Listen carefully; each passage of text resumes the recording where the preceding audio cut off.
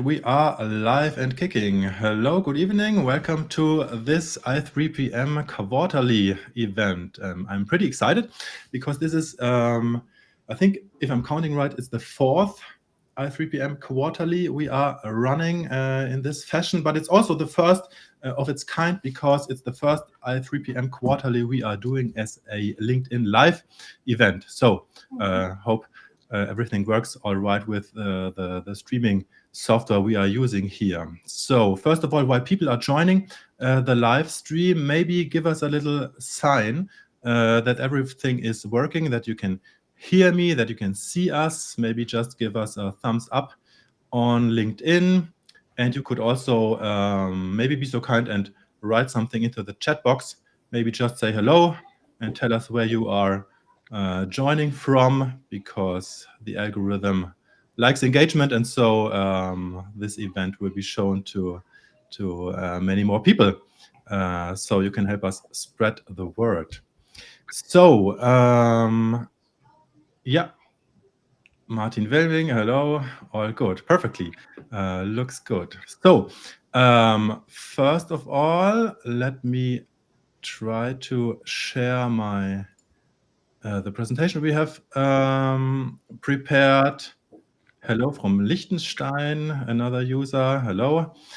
So this is probably the least important slide of today. That's just some introduction about myself. I'm your moderator today. My name is Bastian Best. So just very briefly, I'm a patent attorney.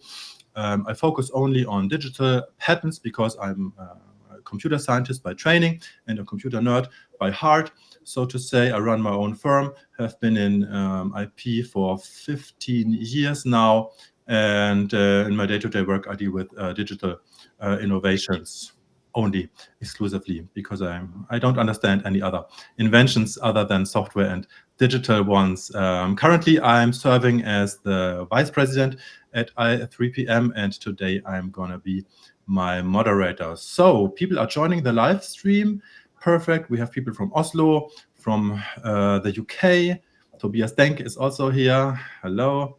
So perfect. Thanks for saying hello. Don't forget to push the like button, because that's really important to share this event across all of our LinkedIn networks. Professor Alexander Wurzer is also here. Pleasure to see you. We can be seen and heard here in the southern forests of Munich. Perfectly. Wonderful. Okay, so yeah, now that the least important slide is out of the way, let me introduce you to our topic today, because I'm really excited about this topic.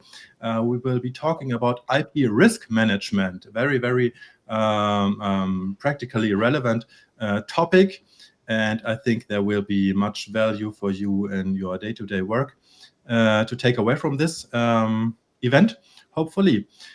Our keynote speaker is, I'm very happy that we have here today Dr. Shu-Pei Oei. I just learned that it's pronounced Oei. Shu-Pei is a global intellectual property lead. So she works at an Austrian multinational organization in the mechanical and electrical engineering space. And she told me she's also the first Singaporean female European patent attorney. So that's another first today, and also one of the first Singaporean females before the Unified Patent Court. So quite a pioneer in the IP field. She's been in IP and patents for 14 years in the German and the Austrian IP ecosystem, and she has lots of other interests and deals with lots of other stuff. The ISO standard, quality management.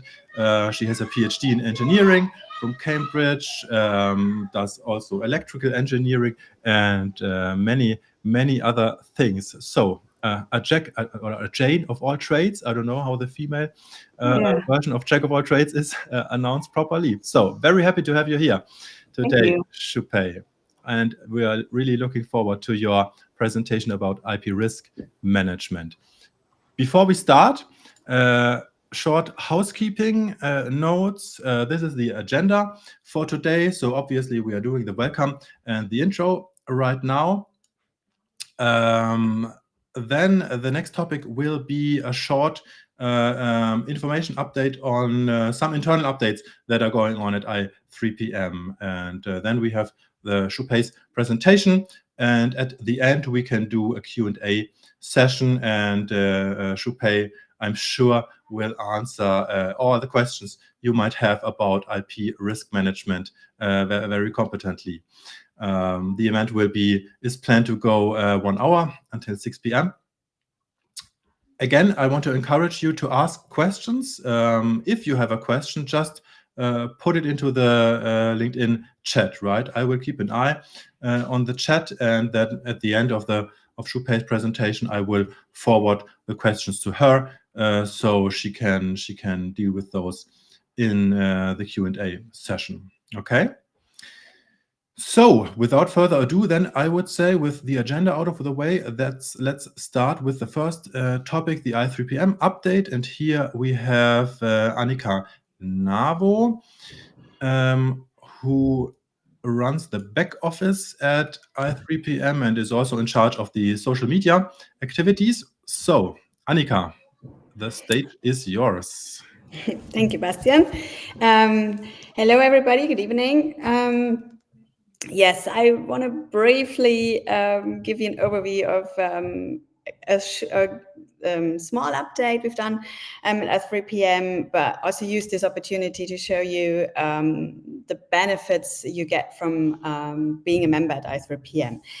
Of course, I3PM is a network of fast-growing community of global IP management experts and leaders, and as well as having access to various opportunities for professional growth and business growth.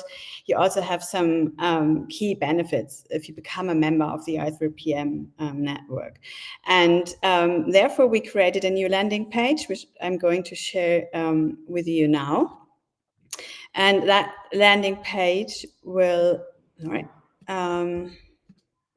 give you an overview of all the key benefits, all the most important key benefits I'm going to highlight today. I hope you can all see the screen. As a member of I3PM, you get access to the I3PM content portal. And that means you get access to exclusive training modules that help to equip IP experts and other company functions with knowledge and skills that they need to so they can implement IP management processes that meet the quality standards and requirements in IP management.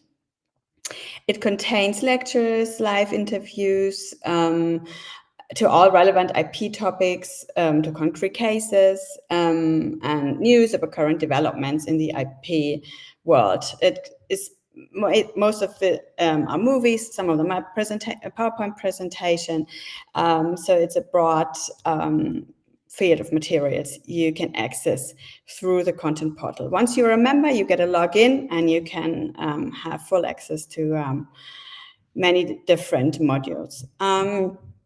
Another key benefit you get from being a I3PM member is LinkedIn social media support. We see I3PM as a LinkedIn first community, which means that LinkedIn is our primary platform for networking and knowledge sharing.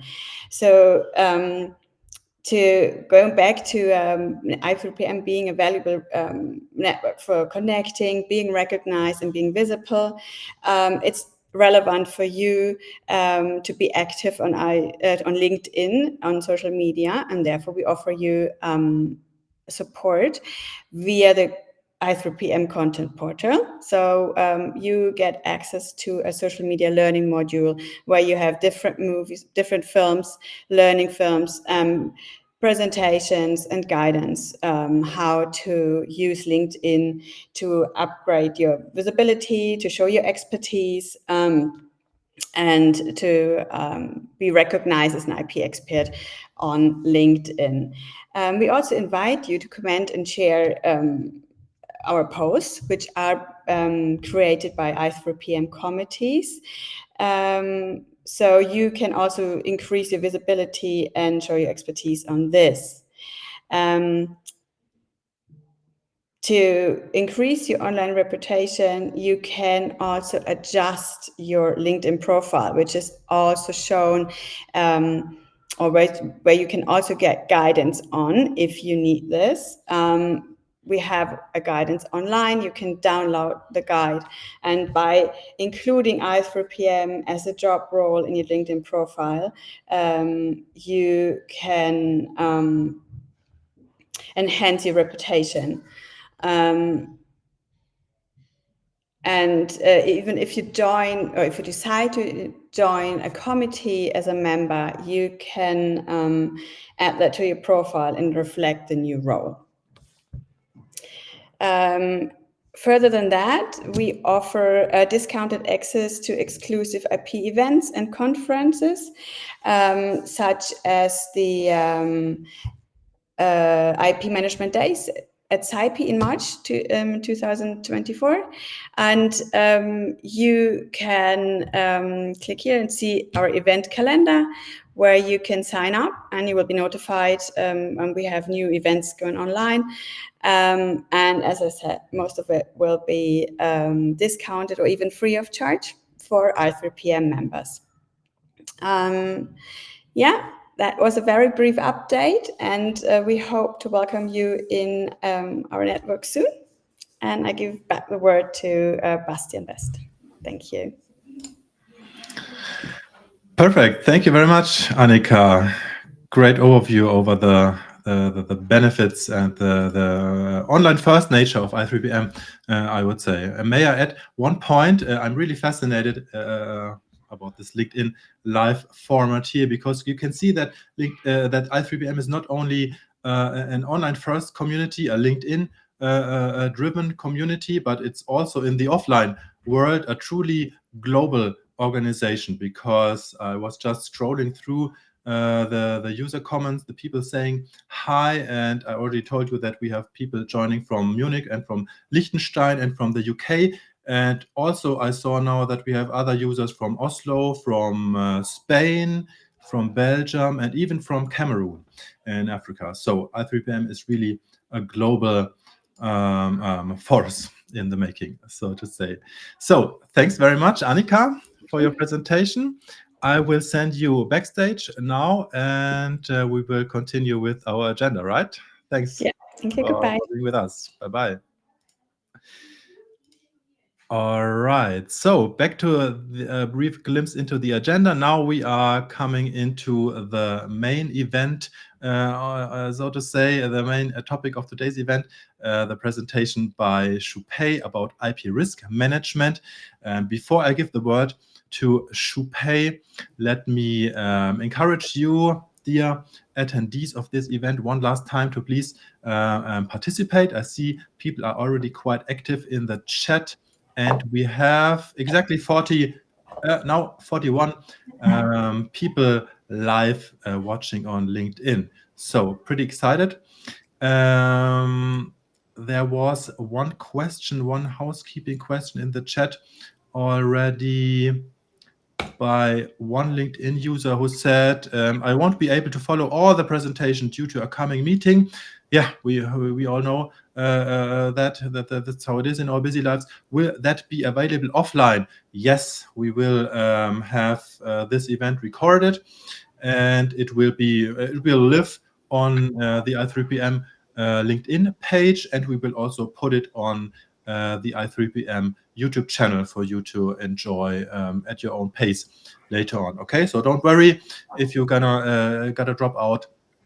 There will be a recording of this session. So last reminder, put your questions into the chat even when Shu-Pei is presenting, and I will collect the questions and forward them to Shu-Pei after her presentation during the Q&A session.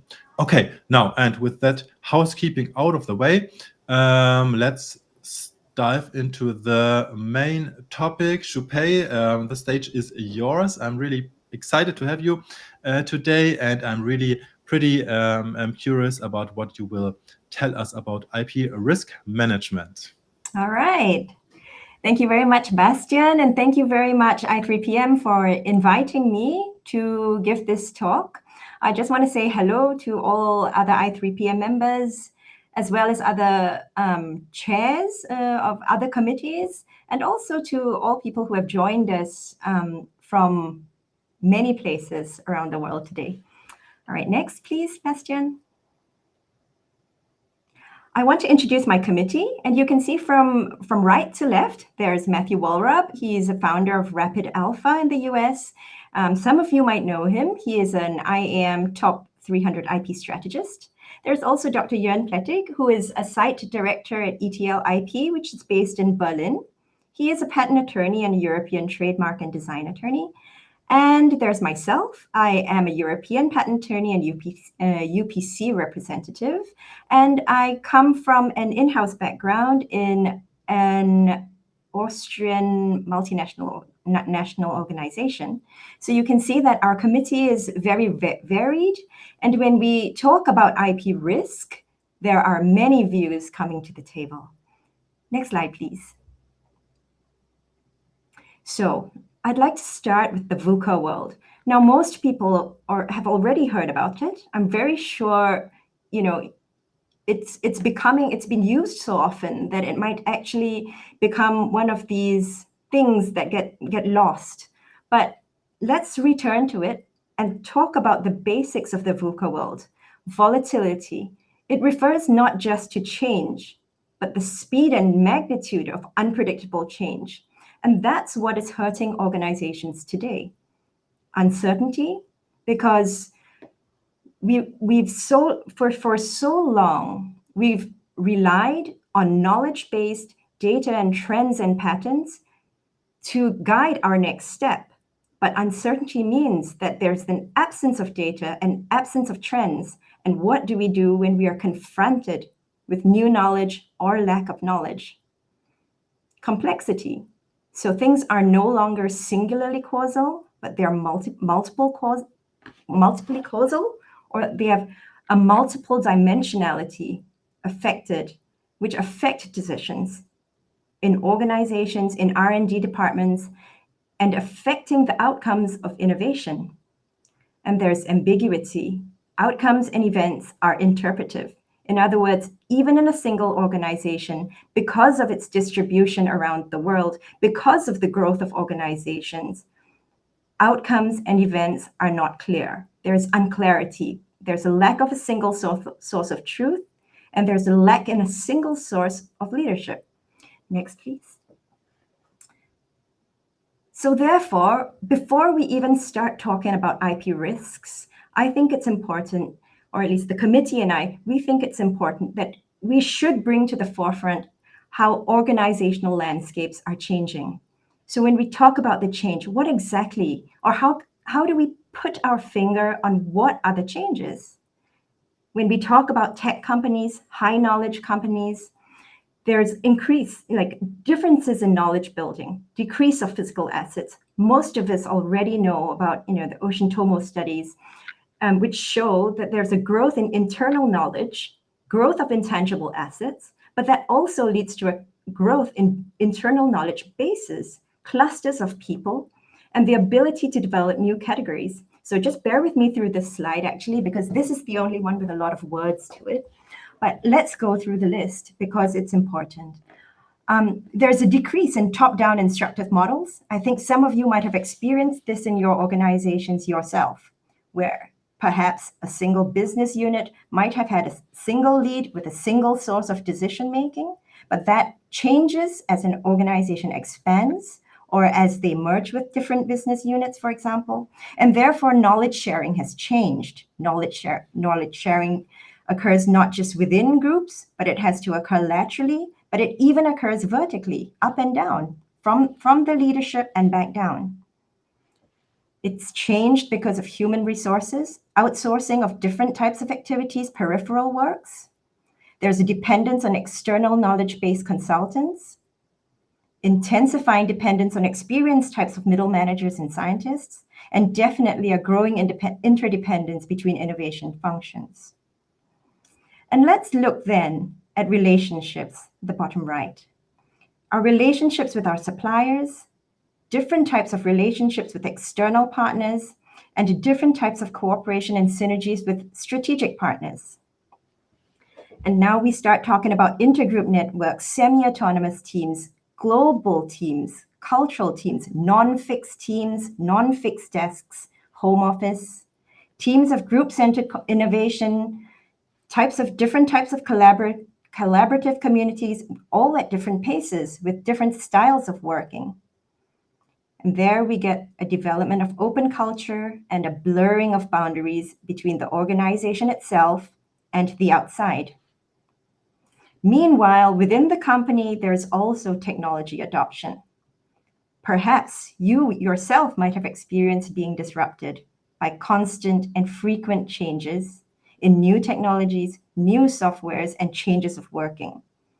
Co-creation of digital tools, for example, you no longer just go to an external service provider and buy a tool. Instead, you're co-developing digital tools with your external partners. Needless to say, growth of AI-assisted technologies, new digital business models, and accelerated interconnectivity. So this is the world that we are facing today. This is the deep description of a VUCA world that all of us have to face as IP leaders. Next slide, Bastian.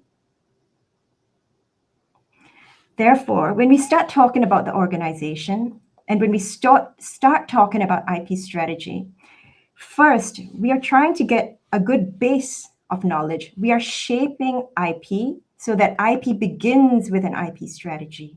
But on a more advanced note, what we need to bring to the table is that it is no longer a single clear goal. Yes, every organization would want sustainable and competitive advantages. Yet there is a profound acceleration and transformation of the goals, objectives, the strategies, and the business models, both in the short, medium, and long term. And therefore, what IP needs today, or at least what the committee wants to focus on, is how we can help support these competencies, technologies, and how we build partnerships and how we build a new type of IP leadership. Next slide. So when we bring this all together, what we saw on the first rather wordy slide, technology adoption, knowledge building, human resources and relationships, it's changed how intellectual capital is being generated in organizations. It's changed how it's created, how it's acquired, if it's not created in-house, how it's learned, how it's reworked, how we protect them, how we store them, how we share, how we disseminate, how we then use, leverage, and valorize. And that's how IP links with the changing organization in a VUCA world. Next slide, please. Therefore, I think it's nice sometimes to just stop. Let's do an exercise. And wherever you are in your organization, your firm, where you serve, where you work, identify the effects of the digital transformation on business objectives. And you formulate your IP objectives to support business objectives. This is this in itself is an exercise, right? Formulating IP objectives to support IP business objectives. And then you identify the effect of risks on reaching the desired IP objectives. And that in itself is in line with one of the definitions of risk in the common risk standards, ISO 31000, which risk is the effect of uncertainty in reaching your objectives. Next slide, please. So right here, it's time to bring in the DIN 7706. So many of you have probably heard of this. The DIN 7706 is an intellectual property management standard, and it is based on a quality management standard, the ISO 9001. And for those of you who work in companies, you will already know that the ISO 9001, it is a crucial quality management standard that is already used in organizations. But here is just one part of it, which says that the aim of an IP management standard, okay, it's in the beginning section of the DIN 7706, and it says that the purpose of an IP management standard is to provide an organizational framework to address IP risk and opportunities. Now, I mean, I can't underplay the importance of the word purpose, but then it goes on as well in the next paragraph to say, for an organization, it is essential to establish controlled IP management processes and resulting compliant processes to minimize IP risks by taking effective prevention and protective measures.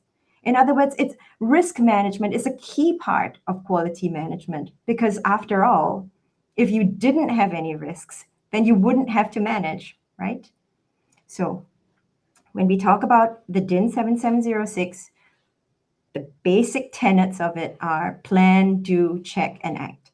So I think you've heard this probably many times, especially if you follow Professor Wurtzer. But it has to start from a leadership point of view and planning your IP objectives and your risks, supporting with IP processes, doing, checking and evaluating, and continual improvement. Next slide, please. Now, we thought about this, and one of the questions that was facing us was, now in this kind of changing world with changing goals and changing short-term goals, how do we use these traditional methods to overcome and meet the requirements needed? So for some of you, you would know that in IP risk management, or at least in risk management, there are certain steps that you take. There is risk identification, risk analysis, evaluation, and risk treatment. We call them traditional methods, which are good, right? You search for a set of known IP risks, you make a list, you create a risk register, and then when you want to analyze it, you create a risk matrix. And then in your matrix, you try to think of, okay, what's the likelihood of that happening? What's the impact? You multiply that and you get some risk factor. And then you evaluate them against your risk acceptance criteria. But when you go to a more future-oriented approach, what you need is not just a linear way of managing risks and identifying risks, because risks are changing and they are emerging in places where you don't expect. Therefore, one of the qualities that is needed for new IP managers is to establish the risk picture. What does this mean? It means being a part and integrated in the organization, getting to know different groups, and reaching out to as many people as possible. Because you are now trying to create a holistic risk universe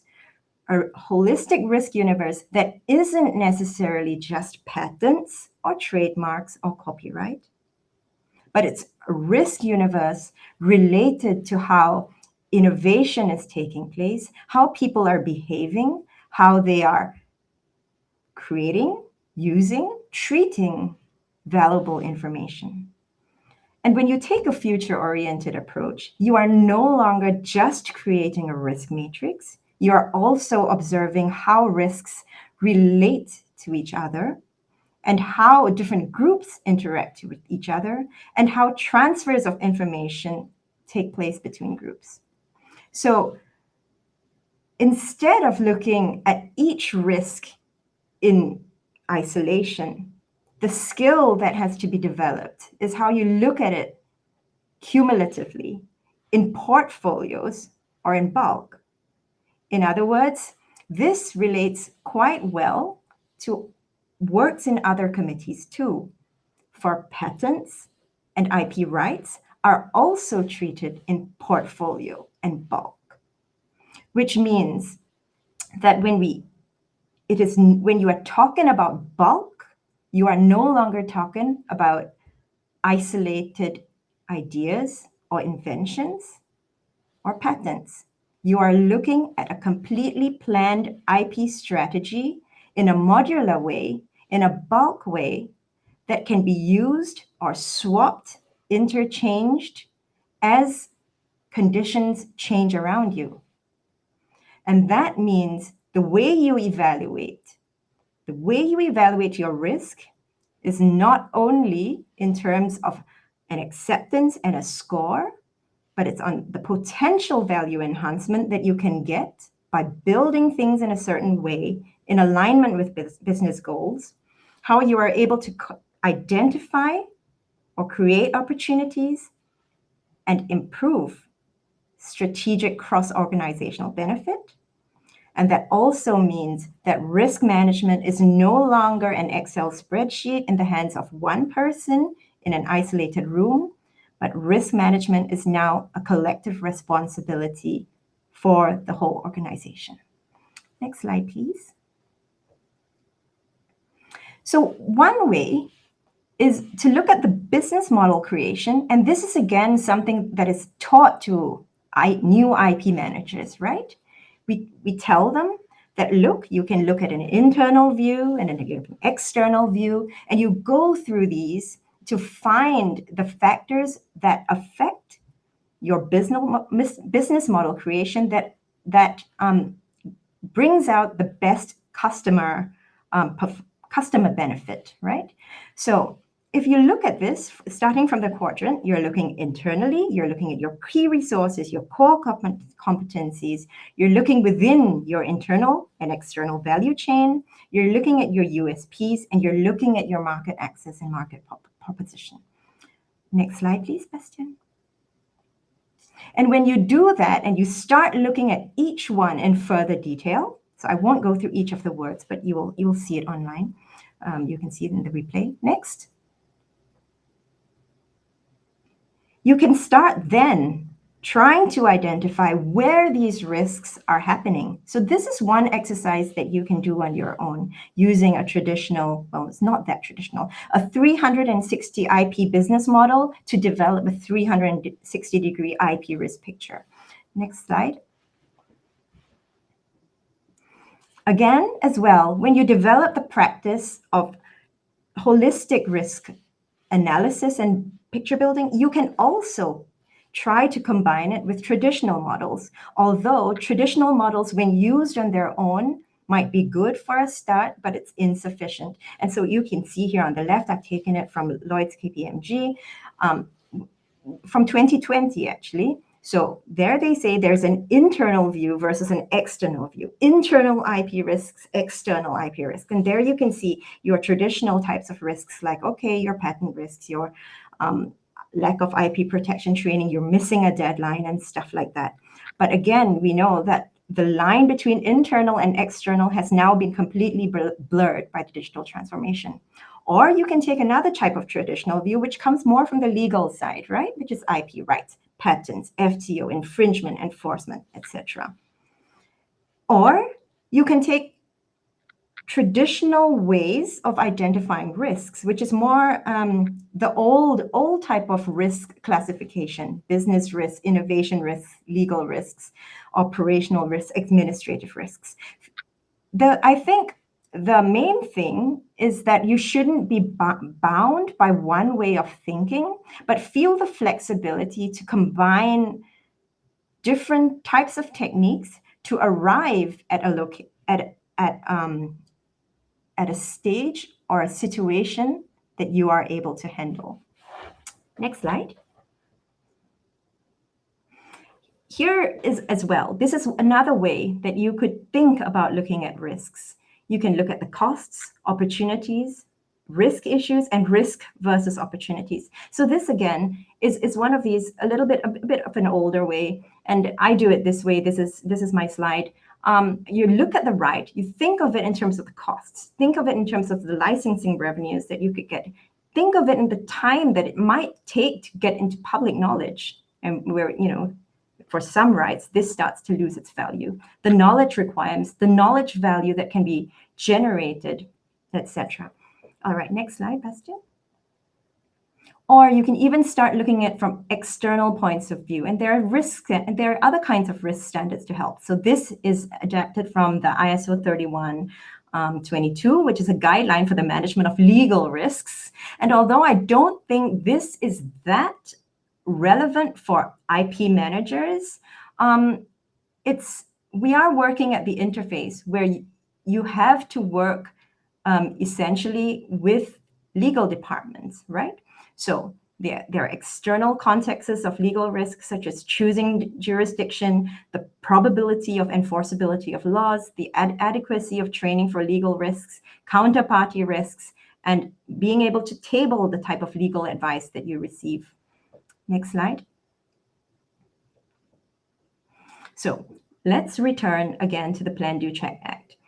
When you've kind of established different practices and you've got into the discipline of monitoring risks, the first thing you should do is look around you and see how you're going to implement it in the organization based on the resources that you have. Next slide. And one of the things that you will probably run into first is to ask yourself, am I alone on IP Management Planet? And if you're like 90% of maybe companies in the world today, I think you might be alone on IP Management Planet. And which is why in I3PM, our goal is actually to help IP managers succumb, the limitations of being locked up in a kind of box or silo, and giving them the confidence and the vocabulary to reach out within the organization. And we've loosely called this the IP risk galaxy. Your galaxy is your organization, and that can be global, it can be local, but it's outside the IP department. It's outside a normal patent management silo. And it's only then, when you're able to overcome your risk galaxy, that we can really join the rest of the enterprise world by talking about risk universe. The risk universe, as you can see, we've put it in a kind of simple way, but that's a pestle, right? It's political, environmental, social, technological, economical, and legal. Next step. And then when we're more used to it, you will be able to combine the DIN 7706 with current events that are happening in the world today. And so if you just take a moment to cast your eye over this, you can see pretty quickly that many of these topics are changing and they influence different processes in the DIN. Next slide, please. So finally, risk communication. A conversation about IP risk management can sometimes sound like this. Lots of words, lots of jargon, and excessively complicated. Next slide. And therefore, what we need today, when we go from volatility, uncertainty, complexity, and ambiguity, we need to sense what's happening in organizations, sense the people, and we realize, therefore, that chains, supply chains, networks of people, they are brittle. They are anxious because of uncertainty. They are anxious because of non-linearity. And to many, these changes around them are incomprehensible. Next stage. Therefore, just to finish up, our committee is committed to doing the basics that we can. We want to recognize the unique role of experts, that is patent attorneys, legal experts as well, but also leaders and managers in IP, because there is a space for IP managers to bridge this divide between normally siloed legal departments with the organization and the people. We want to promote flexible and dynamic leadership, which means IP is no longer just a single source, but it's a multi-sourced kind of leadership flexible network, which allows IP information to be transferred in organizations. We do this by promoting continuous review of communication and engagement, and we will choose between. You don't have to choose between doing only traditional or non-traditional methods, but you should choose between processes for predictable risks. IP risks that you know are there, like FTO risks, are predictable risks, whereas incorporate continuous review for non-predictable new risks. Next, I'm done. I'm almost done, I think. Lastly, I want to end with words from Peter Drucker, who is the father of modern management. And he says that the modern organization must be organized for constant change. And he mentions that the dynamics of knowledge imposes one clear imperative, that every organization has to build the management of change into its very structure. And so it's the same for IP risks. We can use linear methods, but we need to be built for change. And with that, I will end with the purpose of my committee, which is establishing fundamental risk principles required for quality in IP management. We are committed to elevating the base level of expertise, to mitigating IP risks in real-world interactions, to fostering global exchanges, because no one has a single idea or a single truth, and to supporting the principles of continuous improvement for IP professionals worldwide. And with that, Bastian, last slide. There. Thank you for listening, and our committee is ready to welcome you. Thank you so much, Shu-Pei, for that presentation. This was really awesome. So much value in half an hour. So I'm sure we'll have to watch the recording again to grasp all of the value bombs you were dropping. Thanks so much for that. Also, people were already posting in the chat that they pretty much very much enjoyed your presentation. Maria Boykova-Winans was writing brilliant presentation, Shu-Pei. Thank you so much for it. We have many other comments. Thank you very much from Jan Fröhlich. So yeah, I can only agree, basically. Thanks so much for this presentation. We also have questions. So let's start the last part of this event, Q&A session. Let me see. Before we go into the questions, one last remark. We have right now, if I'm seeing it correctly, something like 43 or 44 people watching the live stream. So that's, if I remember correctly, we had 41 at the beginning. Now we have even more, 44. So that's a retention rate greater than 100%. So you should definitely start a YouTube channel, Shu-Pei, because that's pretty much unheard of. So job well done. Let's get into the Q&A. One question that came up was, just a moment, I'm gonna put you on the stage here. Exactly. One question that came up was from Maria. I will already post the question I have on the topic now, and she asks, what, according to you, are the most underestimated IP risks that businesses might be overlooking? And one remark, she later posted that you already answered this question on your presentation, but maybe you can still briefly summarize for everyone here, the most underestimated IP risks that businesses might be overlooking. Okay, I think that's a good question, and I can only answer from my experience. And it's very human to underestimate risks because you don't know what you don't know, right? So I think FTO risks, it is well known in the patent world or the IP world. FTO risks are the biggest risks. But FTO risks involve the innovations in front of you, right? So normally you say, okay, I'm churning out stuff. I'm going to do my FTO risk. Oh, I've done it. I'm done, right? But that's not it, is it? When we're looking at the industry, we're looking on a systems level, and especially in the digital transformation, you're looking at standards. I don't really want to mention names, but okay, SEP licensing, for example.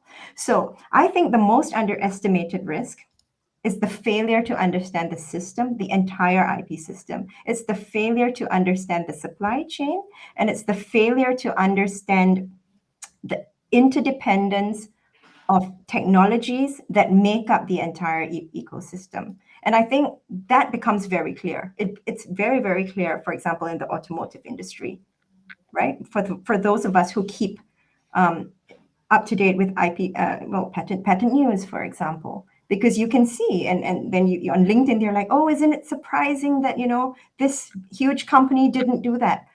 But that's a risk that evolved not from within their company. It's a risk that involved the value chain outside their company. So if I were to put it in one, I would say it's the lack of understanding of the entire ecosystem. Okay, thanks so much. You agree? I agree completely. I mean, yeah, you are the expert here. Yeah. I only see these topics from the outside world as an outside counsel, so to say. So, yeah, you are the expert today, really. There was talking about IP risks. Maria was then posting a follow-up question about.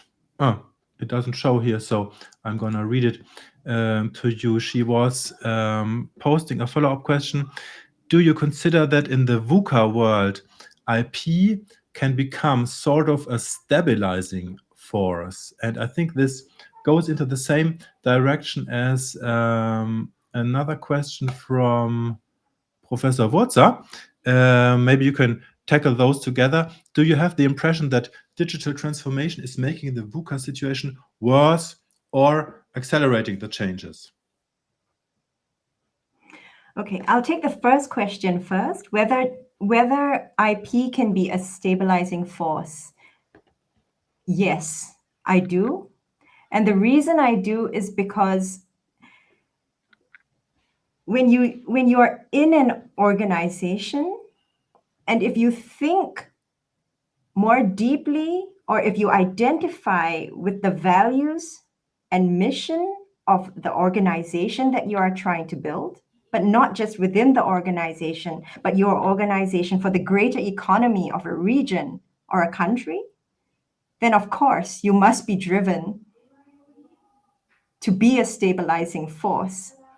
And when you start to understand not just your organization, but the role that your organization plays in the economy and in the region, then it becomes a clear answer that not only can it become a stabilizing force, you should be working to create a stabilizing force. Because not only if the IP strategy is aligned for a business strategy, you are working towards a sustained profit, competitive advantage, but you're also working towards a sustainingly successful ecosystem in the country that you want to build. Therefore, I would go even further to say that using IP is not just a can, it's an imperative. And from Professor Wurz's question, do I have the impression that the digital transformation is making the VUCA situation worse or accelerating changes? I would say it's both. It is accelerating changes. AI is accelerating changes. It's accelerating our profession, changes within our profession, who are driving the changes. Therefore, there's uncertainty, not just, in the knowledge and the creation of the companies, but in the professions dealing with this kind of information. As to whether it's making a VUCA situation worse, IP can play a role, because when IP managers feel liberated to not act only as experts, but as you are basically connecting people to patents, people to IP. You can do a lot for Bani. You can do a lot for making relationships less brittle. You can do a lot for reducing anxiety by creating a fair system in your organization, which rewards certain types of behavior. So IP can play a role, and I think the digital transformation is also accelerating changes.